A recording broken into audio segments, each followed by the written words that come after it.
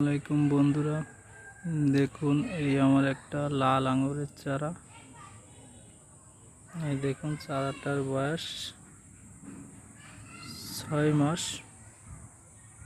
ছোট্ট একটা টবের ভিতর লাগানো ছিল। এখন এই যে নিচেই অনেক বড় জায়গায় এই দেখেন এই পর্যন্ত হয়েছে।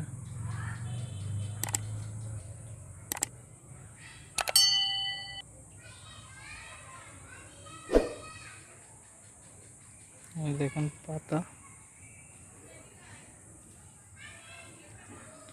লাল, বাজারে যে আঙ্গুর পাওয়া যায় সেই আঙ্গুরের চারা।